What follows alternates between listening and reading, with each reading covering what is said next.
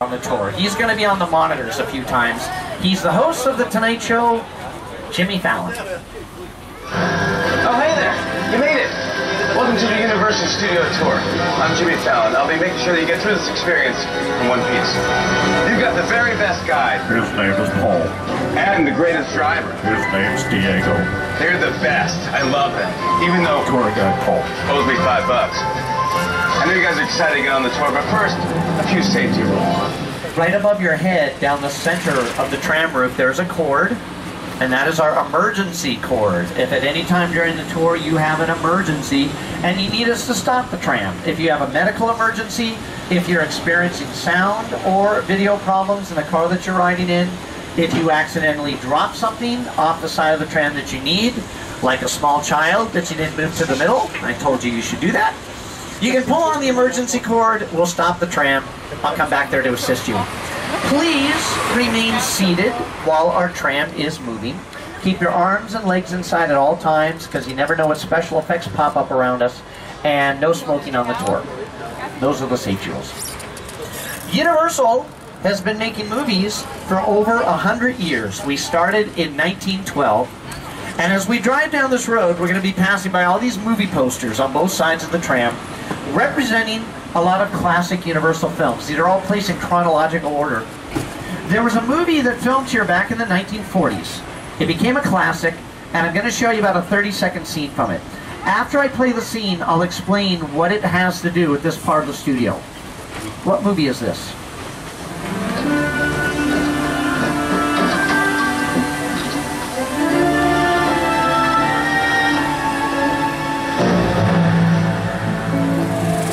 The room ready for you and Mrs. Barrington.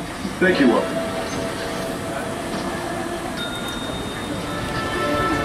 Did you hear that? Mrs. Barrington. Not quite, darling, but soon. Very, very soon. Bella. Yes? Every bottle of champagne sent to the room at once. And make sure that we are not disturbed for any reason. But hold on. The bellhop's Jimmy Fallon. That's not a classic 1940s movie. That's not even shot in a hotel. The reason I show you the clip, it's a good example of what it looks like when we film something inside of a sound stage, but it's all dressed up to look like it took place somewhere else. And right now, we're going to drive... Hey everybody, I'm Carson Daly from NBC's The Voice. I want to welcome you to the Universal front lot. Our show is filmed on stage 12. It happens to be the largest sound stage on the Universal lot. Take a look. Take a look at some of the other sets built in that stage over the years. That's where they made Frankenstein's laboratory, Dracula's castle, Tony Montana's mansion, the clock tower set from Back to the Future, the visitor center from Jurassic Park, Whoville from How the Grinch Stole Christmas, and a big resort in Couples Retreat. All of those sets were built inside that stage. It's about the size of a football field inside. It's a big stage. Soundstage 25 on the left, behind the white trucks, is used for CSI. This is where they shoot the CSI that takes place in Las Vegas. The crime lab is inside that stage. So anytime you see them working in the crime lab, it's a sequence shot inside stage 25. A few years ago, they were shooting some scenes outside the stage, and they were using the road that we're driving down right now for the shots. And when they were shooting a scene, a tram drove by in the background, and it ended up on TV. So one day, some people came and took the tour, and they got to be in the background of CSI. You'll see them in this clip. It's hard to see where the tram drives by, so I'm going to pause it.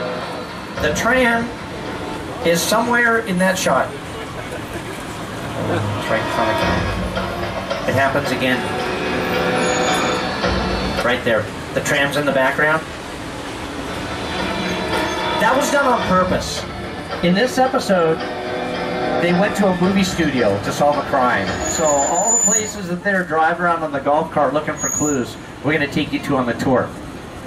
Another show that's filming on the lot right now is the Mindy Project with Mindy Kaling, and they shoot that inside Soundstage 27 on the left. On the show, Mindy works in a hospital. All the scenes that take place inside the hospital are filmed inside that stage. There are 2 talk shows that tape on our lot. Chelsea Lately with Chelsea Handler, that's done inside one of our sound stages. and Home and Family, which airs on the Hallmark Channel, hosted by Mark Steinis and Christina Ferrari. And we filmed 2 NBC shows here based on movies. About a Boy with David Walton and Minnie Driver, based on a movie that starred Hugh Grant. And Parenthood with Craig T. Nelson and Lauren Graham is based on a movie that starred Steve Martin. Parenthood films inside Soundstage 43 on the right, behind the Despicable Me minions that are wrapped in toilet paper for some reason. And the last soundstage on the right is stage 44. Recently, we were using this for Fast and Furious 7. A couple weeks ago, the entire parking lot on the left side of the tram was filled with all the new Fast and Furious cars, so we got to see the new cars before the movie came out. Now, inside Soundstage 44, they're working on a new pilot called Bad Judge. So these are some of the things that are going on the lot now. And I also want to mention that Universal Studios is part of NBC Universal. This is one of the biggest entertainment companies in the world. This media powerhouse not only consists of our movie studio, it also includes a lot of famous networks. NBC, E, Sci-Fi, USA, Bravo, Telemundo, the Golf Channel, CNBC, MSNBC, the Weather Channel, Oxygen, Esquire, and NBC Sports.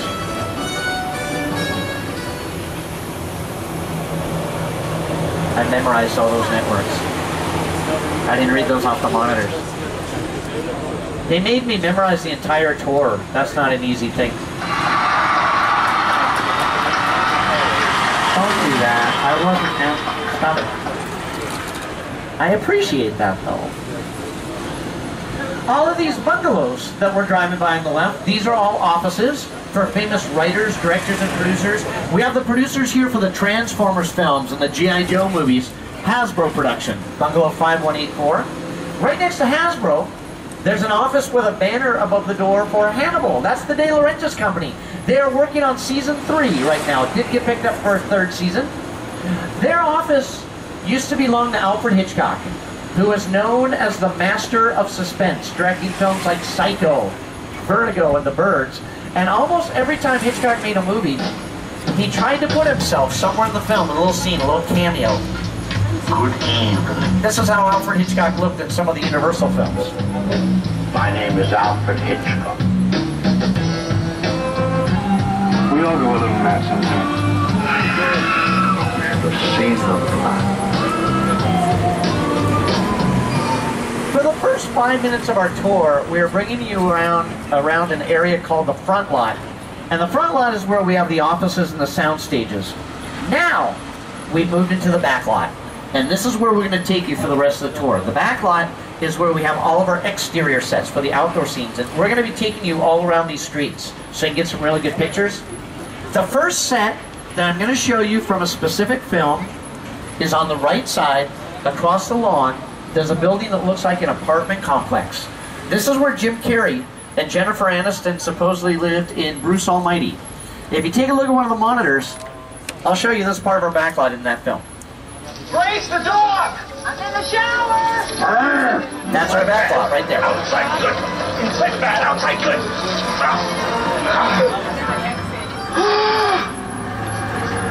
Oh, you're done now.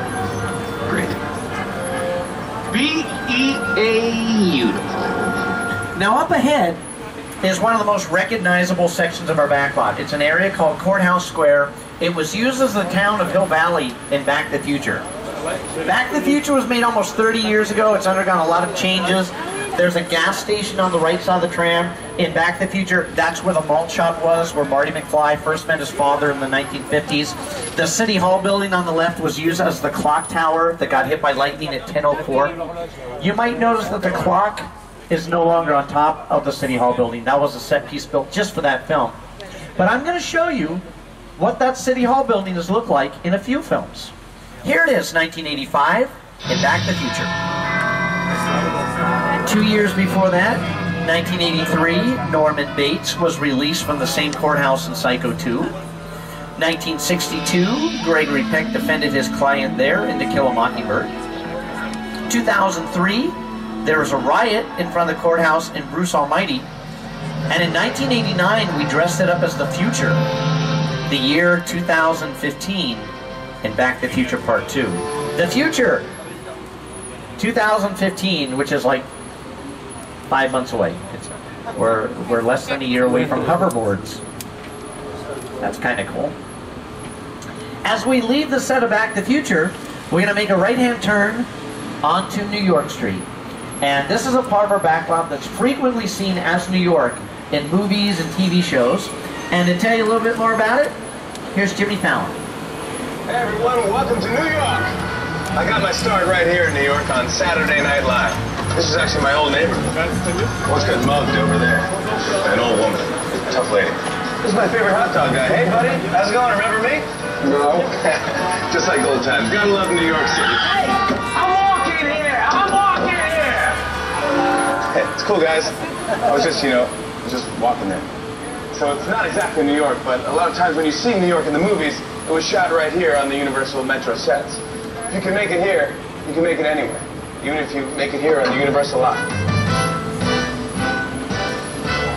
Just last week, last Friday, they were using this part of our backlot for an episode of Parenthood. It's frequently seen as New York on the Mindy Project. It was in The Amazing Spider-Man, Captain America, The First Avenger.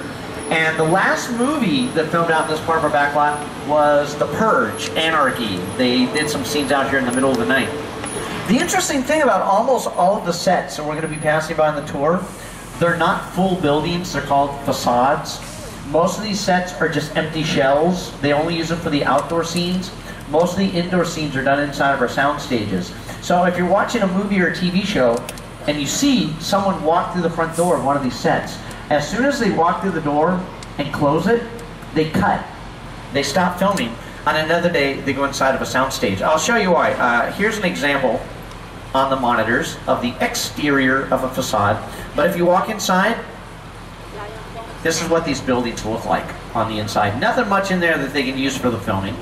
And some of our facades are just one wall. That's all we need for an outdoor shot. We have a few practical sets on our backlot. A practical set can be used for outdoor scenes and indoor scenes, but we don't have too many of those. And even though we call the street New York Street, it can really be dressed up to look like just about any city in any state. And we use a pretty simple special effect for that. If we want this part of our backlot to look like New York, we line up cars along the curb with license plates from New York. It's a pretty simple special effect. Over the years, this has been seen as San Francisco in Dirty Harry with Clint Eastwood. That was back in 1971. Near the beginning of the film, there's a bank that's being robbed, and Clint Eastwood's character prevents the bank robbery. That took place on the street. In 1973, they dressed up these sets to look like Chicago in the 1930s for our Academy Award-winning film The Sting with Robert Redford and Paul Newman. And it was Chicago again in The Blues Brothers. When the Pinto fell and you saw it land and make this big hole in the street, that was on the back lot. We dropped it from a crane. You dig like that in Chicago, good idea. As we head up the hill, I'm going to bring up another special guest star on the monitors. He's going to tell you about the sound stage on the right.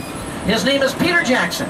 He directed the Lord of the Rings films, the Hobbit films, and King Kong. It's the original King Kong that made me want to direct movies. I saw that movie on TV when I was about 8 or 9 years old, and I wanted to become a filmmaker.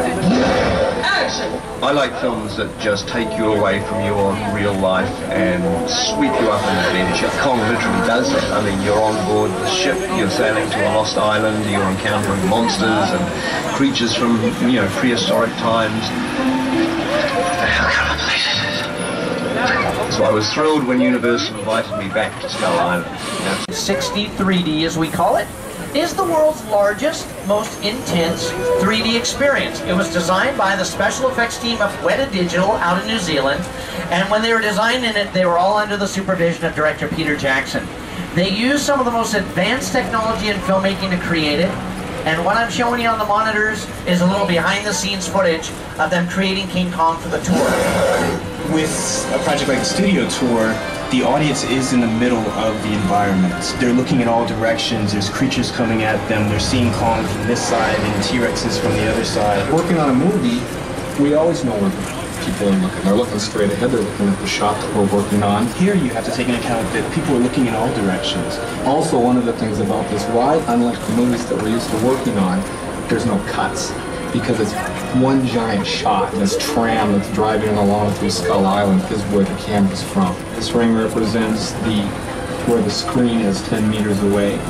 We're really creating about 50 minutes of a feature film. That amount of visual information, that number of pixels, and presenting it to the audience, it's a hell of a ride.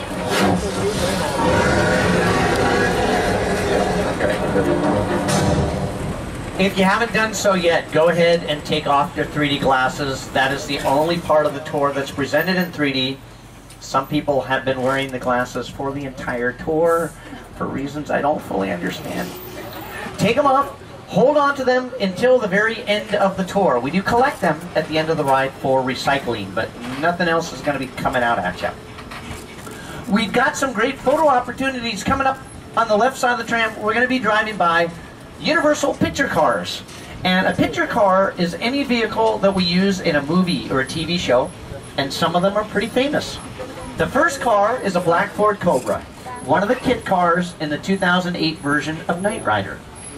Next to the kit car is a Ferrari that was driven by Tom Selleck in our 1980s hit show Magnum P.I. 3 futuristic cars built for Back to the Future Part 2. They were used in the 2015 scenes. Prehistoric cars from the Flintstones. And we have several cars that were used in the hit Fast and Furious films.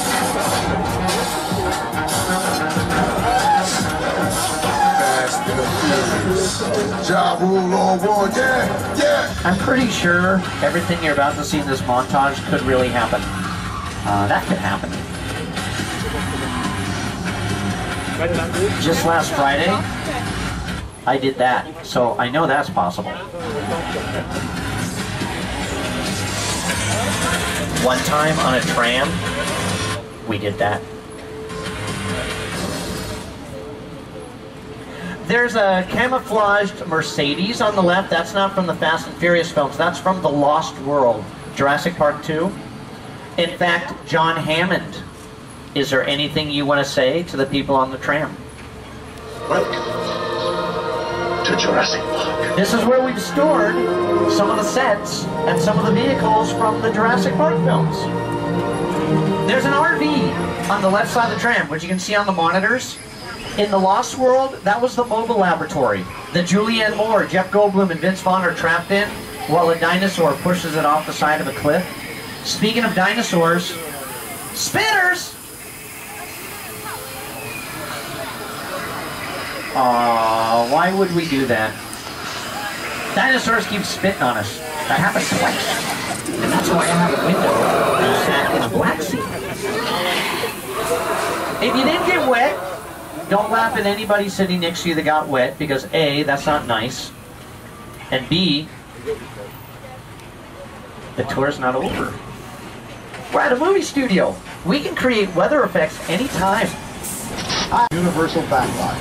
It's going to be sunny and dry in 6 Points, Texas.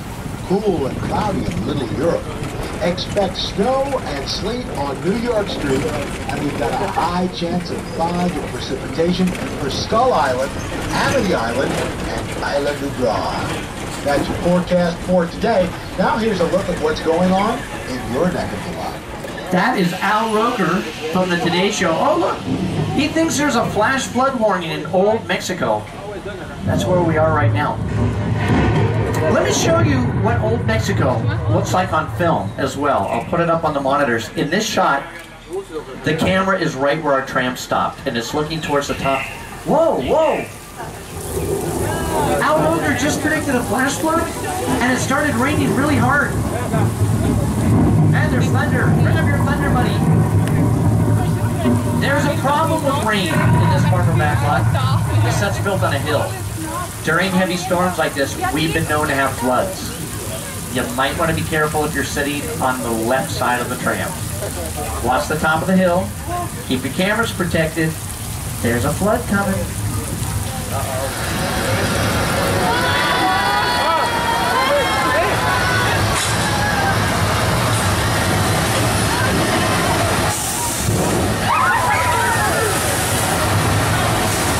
Oh, there it is.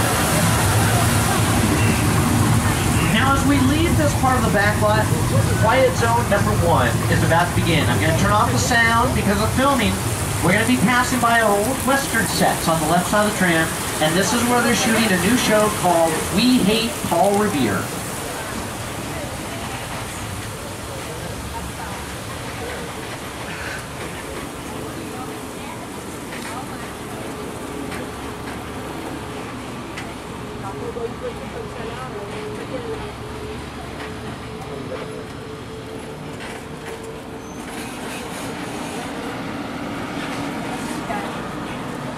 Ah voilà, on arrive dans les...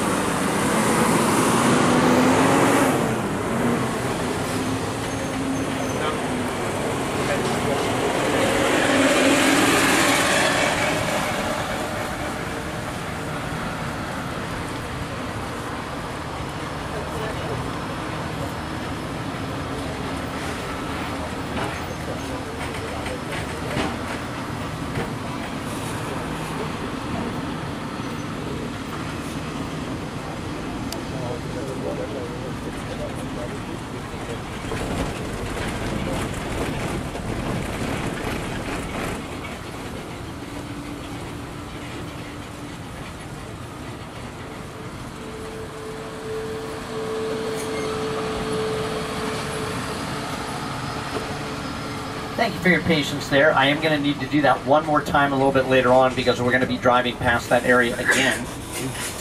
There's some sets that we're driving by on the left side of the tram. Some models, miniatures that were built for the filming of King Kong. We have a miniature set of Skull Island. We have the little boat, the Venture. And now that you can see how detailed the sets are up close, I'll show you how they looked in the movie. This is a scene from King Kong that involved that set. This is our little boat. That's a very tiny man inside that boat. Miniature set of Skull Island. Miniature boat crashes in a miniature set. Miniature boat. Jack Black fascinated with a miniature boat. The movie King Kong took place in the 1930s, and here on the Universal backlot all through the 1930s, and moving into the early 1940s, we were making a lot of horror movies. Frankenstein, Dracula, The Wolf Man, The Invisible Man, and The Mummy, all filmed up in this part of our backlot. It's an area called Little Europe. What is it now? The monster. He's in the woods. Get out the bloodhouse. Raise all the men you can, lock the women indoors, and wait for me. I'm ready! Your torches and go!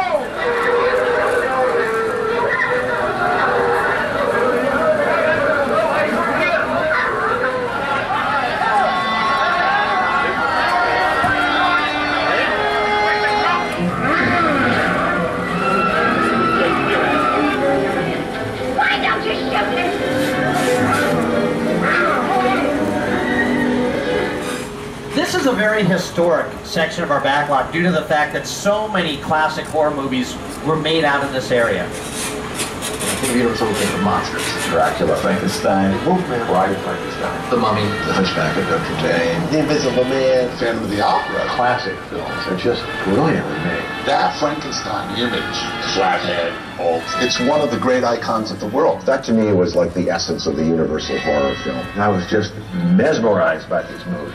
Boris Karloff, Lon Chaney. I remember the original Universal Studios Mummy movie really scaring me. They still ring in our memories now, and we love them. There's a set up here that doesn't look like it belongs in this area. We've got all these old buildings on the right, mostly built back in the 1920s and the 1930s. And then there's a brand new house on the left side of the tram. That just kind of sticks out. This was built for the talk show Home and Family. It's hosted by Mark Steinis and Christina Ferrari. It airs every weekday on the Hallmark Channel. And you can sing along if you know the words.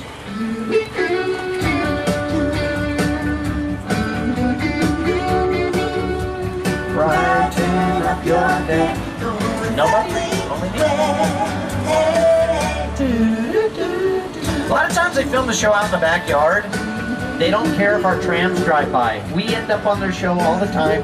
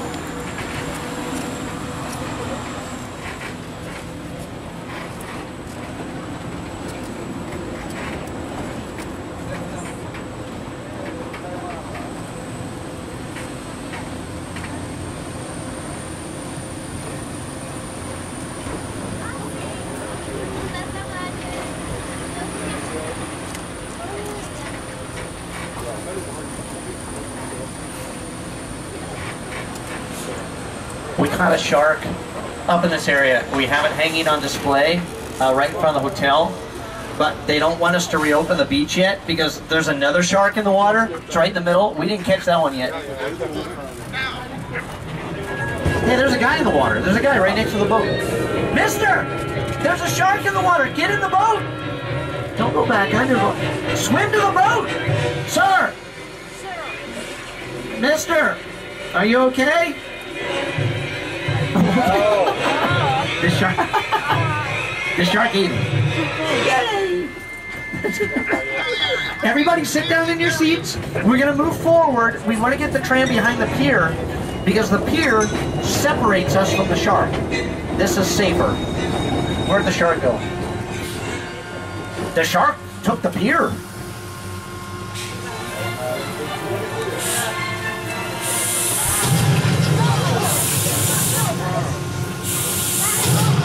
Oh, I see where the shark is. It's right next to us.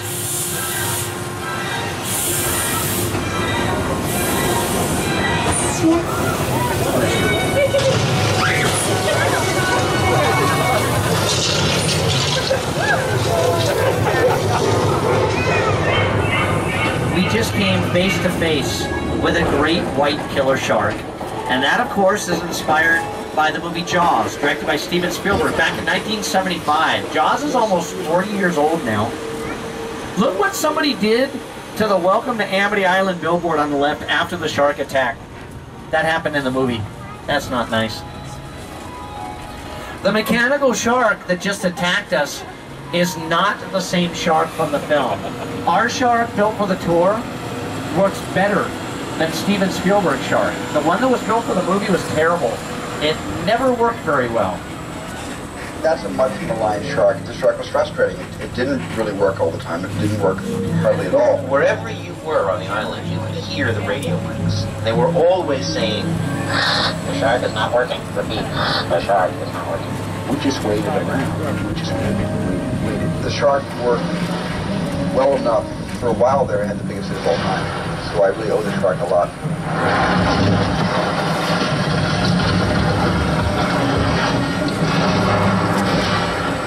Look how brave Steven Spielberg was going out in public in those shorts. Don't tell him I said that. We've been using this house on the right side of the tram for our NBC series About a Boy with David Walton and Minnie Driver. This is the exterior of the house where they live on the show. The house was originally built in 1982 as the Chicken Ranch in our musical The Best Little Whorehouse in Texas with Burt Reynolds and Dolly Parton. It's been seen in Murder, She Wrote, Quantum Leap, Ghost Whisperer, CSI, Parenthood, The Mentalist, Crossing Jordan, and Desperate Housewives. And if you are fans of Desperate Housewives, you're probably going to like this. We're taking you down Wisteria Lane. For 8 years, this is where the Desperate Housewives lived. The second house on the left, that brown house, is where Gabrielle lived, played by Eva Longoria. Susan was played by Terry Hatcher. She lived in the yellow house on the left. Bree, played by Marcia Cross, lived on the right side of the tram in the blue house. And Lynette, played by Felicity Huffman, lived in the last house on the left. Don't worry if you weren't able to get pictures of all the houses. We're going to loop around. It's a cul-de-sac. We'll drive out in the opposite direction, so we'll pass all those houses again. The last house on the street is where Renee lived, played by Vanessa Williams. And before Renee moved in, Edie lived there, played by Nicolette Sheridan. And as we drive back down the street and get some more pictures, I'll show you a scene from Desperate Housewives that's shot right in front of Edie's house. Next morning, Edie Britt decided to announce her return to Wisteria Lane. Okay, you're not gonna believe this, but she's back.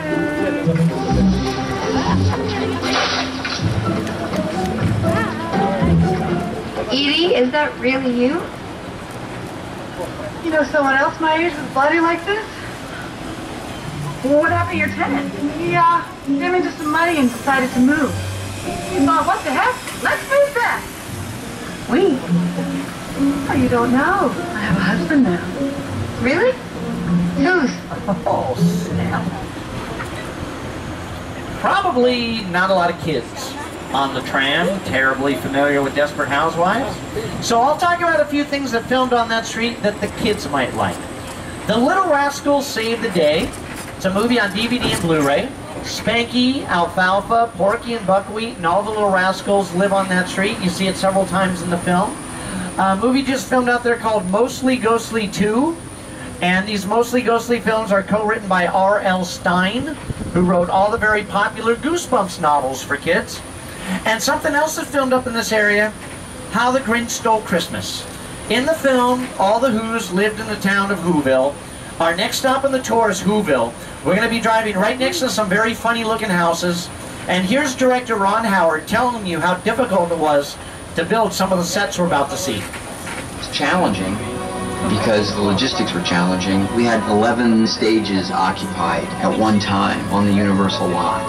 One of them was just for putting Who's into their makeup every day. And so I felt like it was one of those extravaganzas from the 30s or 40s. Sets that were inspired by Dr. Seuss, brought to life, made functional enough that, you know, we could shoot on them, actors could climb on them, people could do flips off them.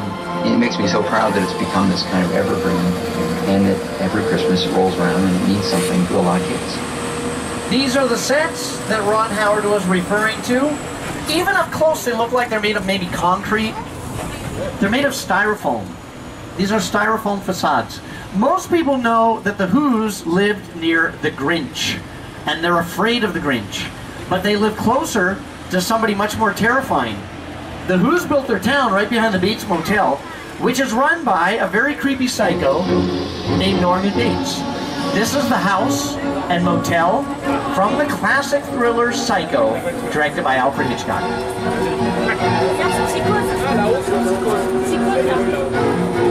We all go on a match sometimes. Universal also produces the television show The Bates Motel, which is filmed in Canada. They have an exact duplicate of the house and motel built there. But we're going to be driving right next to the house that was built for the movie, and Mrs. Bates is home. Mother likes to sit in her rocking chair and look out her bedroom window from the second floor, watching the trams drive by. Look upstairs. That's a handsome woman. Right behind the Cycle House, there's a set of a crashed airplane, which was built for War of the Worlds with Tom Cruise. The airplane crash site set is a perfect example of a set that is all designed around the vision that Steven had. You first again to sit down to talk about War of the World. I thought, what if the 747 goes down right in a big neighborhood? Because it's just something you don't see. The airplane, unlike the other sets I pointed out on the tour, is not a facade. That's not just an outer shell. That was a real plane. When they were filming War of the Worlds, they got a full 747 and did that to it. People got paid on the set of War of the Worlds to rip an airplane apart. That was probably a pretty awesome job. There is a log cabin on the right side of the tram, which was built for our comedy The Great Outdoors. This is where John Candy and Dan Aykroyd spent their vacation. There it is.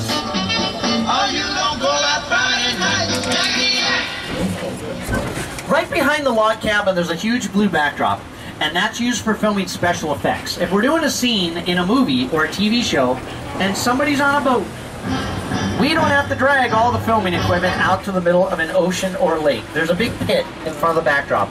We fill the pit with water, we put a boat in it, and we can conveniently shoot those scenes here on the lot. All of the clips that you're seeing on the monitors were shot in the water pit in front of that backdrop.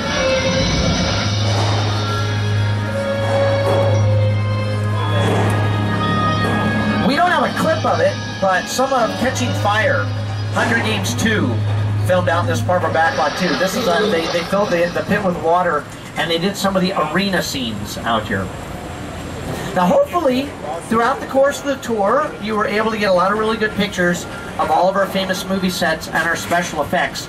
We're going to be concluding the guided portion of the tour in just a moment. We're taking you back to our unloading area, but you can continue your movie making experience today by seeing some of Hollywood's most talented stunt people in action in our #1 rated show, Waterworld, a live SeaWorld spectacular.